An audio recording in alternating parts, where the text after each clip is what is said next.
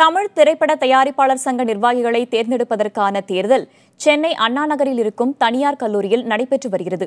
இது தொடர்பான கூடுதல் தகவல்களை களத்தில் இருக்கும் நமது செய்தியாளர் கணேஷிடம் கேட்டறியலாம். கணேஷ், மொத்தமாக எத்தனை பதவிகளுக்கு தேர்தல் தற்போது நடைபெற்று வருகிறது? மும்முனை போட்டி நிலவுகிறதே, யார் வெற்றி பெறுவதற்கான வாய்ப்புகள் இருக்கிறது?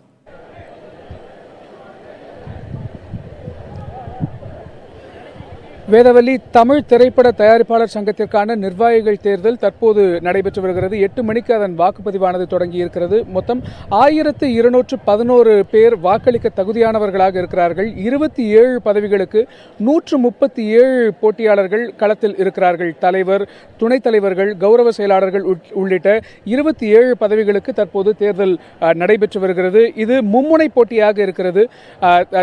தற்போது தலைவராக இருக்கக்கூடிய தானு அவர்களின் ஆதரவு பெற்று ராதாகிருஷ்ணன் அணியினர் ஒரு அணியாகவும், அதே போல நடிகர் சங்கத்தின் பொதுச் செயலாளராக இருக்கக்கூடிய விஷாலின் தலைமையில் ஒரு அணியினரும், அதே போல முன்னாள் தலைவரான KR அவர்களின் தலைமையில் ஒரு அணியினரும், மொத்தமாக மும்முனை போட்டியாக இது நிலவி வருகிறது. மிக முக்கியமான பிரச்சனைகள் அப்படின்னா, தயாரிப்பாளர் சங்க தேர்தலை பொறுத்தவரையில் சிறு பட்ஜெட் தயாரிப்பாளர்களுக்கான பிரச்சனைகள் மிக முக்கியமாக முன்வைக்கப்படுகிறது. அதே போல திருட்டு VCD, திருட்டு DVD மற்றும் ஆன்லைனில் திரைப்படங்கள் திருட்டுத்தனமாக ரிலீஸ் ஆவதும் மிக முக்கியமான ஒரு பிரச்சனையாக இந்த தேர்தலில் முன்வைக்கப்பட்டிருக்கிறது. இது பற்றியெல்லாம் நம்மிடம் விரிவாக பேசுவதற்காக தானு அவர்கள் அணியில் கௌரவ செயலாளர் பொறுப்பில் போட்டியிடக்கூடிய வேட்பாளரான J. சதீஷ்குமார் நம்மோடு இருக்கிறார், தயாரிப்பாளர். அவரிடம் பேசலாம். சார், இந்த தேர்தலை பொறுத்த வரைக்கும் வெற்றி தோல்வியை தீர்மானிக்க போகிற மிக முக்கியமான பிரச்சனை என்பது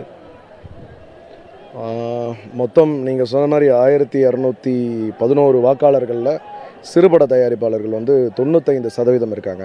இந்த 95% திரைப்பட தயாரிப்பாளர்களுக்கு திரைப்படம் வெளியாகும்போது திரையரங்குகள் கிடைக்காதது, மிகப்பெரிய படங்கள் வரும்போது அவங்களுக்கு ரிலீஸ் அப்படிங்கிறது ரொம்ப ஒரு சேலஞ்சிங்கான விஷயம் இருக்குது.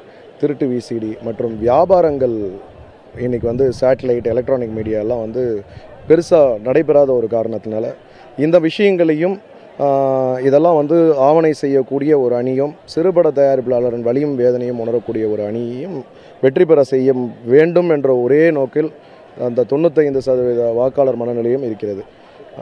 எங்கள் அணி தலைவர் பதவிக்கு போட்டியிடும் திரு ராதாகிருஷ்ணன் சிறுபட தயாரிப்பாளர்களை சார்ந்தவர் தான். 95% வாக்காளர்கள் கொண்ட அந்த அணிக்கு நிச்சயம் மிகப்பெரிய ஆதரவு உண்டு. அவர்களின் வலியும் வேதனையும் விரைவில் தீர்ந்திடும்.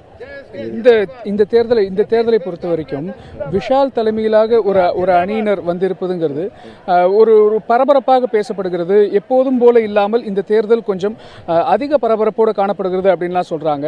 விஷால் அணியினர் போட்டியிடுவது எந்த மாதிரியான தாக்கத்தை ஏற்படுத்தும்? உங்களுடைய வெற்றி வாய்ப்பை எந்த அளவிற்கு பாதிக்கும் நினைக்கிறீங்க? விஷால் ஒரு சக தயாரிப்பாளர், அதில் எந்த விதமான மாற்று கருத்தும் இல்லை. எங்களுக்கெல்லாம் ஒரே ஒட்டுமொத்தமான ஒருமித்த கருத்து என்னென்னா, அவர் நடிகர் சங்கத்தில் ஒரு பொறுப்பில் அதுவும் ஒரு கீ போஸ்ட் என சொல்லக்கூடிய பொதுச் செயலாளர் பதவியில் இருந்துக்கிட்டு இங்கேயும் தயாரிப்பாளர் சங்கத்தில் ஒரு தலைவர் பதவிக்கு போட்டியிடும்போது, நாளை என்றாவது ஒரு நாள் நம்ம நடிகர்களுக்கும் தயாரிப்பாளர்களுக்கும் எதையான ஒரு பிரச்சனை ஏற்பட்டால் அதை எவ்வாறு அவர் தீர்க்கக்கூடிய இடத்தில், நியாயம் செய்யக்கூடிய இடத்தில் இருக்க முடியும்?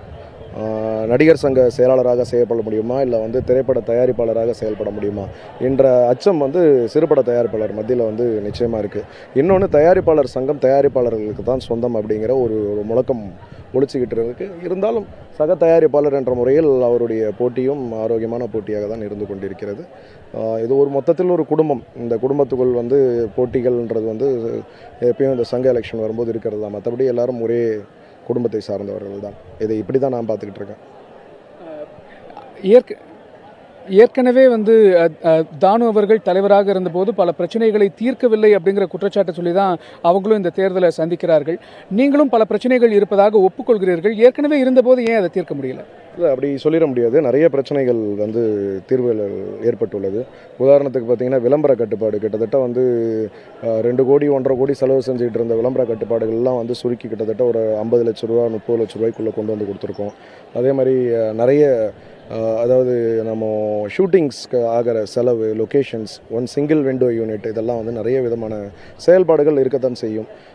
அதே நேரத்தில் குறைகள் இல்லாத நிர்வாகமே இருக்காது. நிறைகள் எந்த அளவுக்கு இருக்கோ அதே மாதிரி குறைகள் சொல்லிக்கிட்டே தான் இருப்பாங்க.